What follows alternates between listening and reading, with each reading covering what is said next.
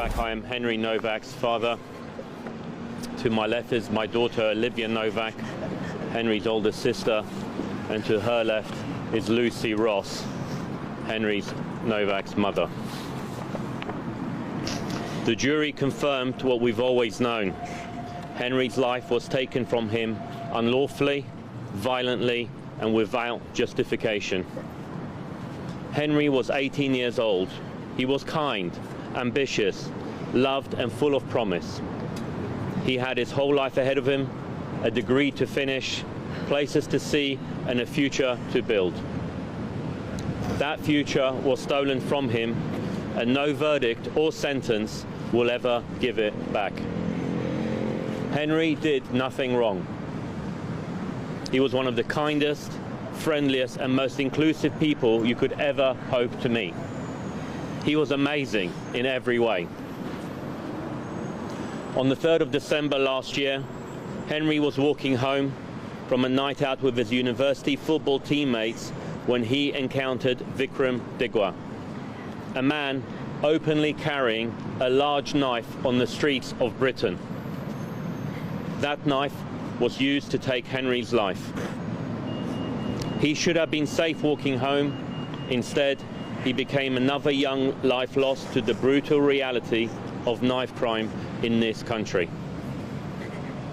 Henry had been stabbed multiple times, and as his chest filled with blood, he tried to escape. He was chased, abused, and filmed by Vikram Digwa and others.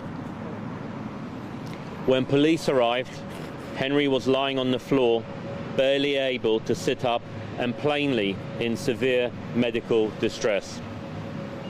With his final words, he told officers that he could not breathe. He told them he had been stabbed. In fact, Henry told officers that he could not breathe 9 times. He told them he had been stabbed 4 times. The response from one officer was, "I don't think you have, mate." The police have said they were misled by the murderer and that the scene when they arrived was complex. Unfortunately, it seems to us the truth is much simpler. The police were told by our son himself and by a member of the public who called 999 that they heard someone shout that they had been stabbed. But the police did not believe them. Henry was pulled across the gravel, his hands forced behind his back, and he was placed in handcuffs. Instead of being treated as a dying victim, police formally arrested Henry for assault and read him his rights. That was the last thing he heard. Henry did not die with dignity. He did not die with the care he deserved. He lost consciousness before anyone believed him. Let me be absolutely clear. We hold Vikram Digwa solely and 100% responsible for the brutal murder of our son. But Henry should not have died on the streets of Southampton in police custody. The way he was treated was inhumane and degrading. His murderer, however, was afforded decency. He was believed. He was not handcuffed when arrested. He was not handcuffed when transported to the police station. As far as we understand, he was never handcuffed at all.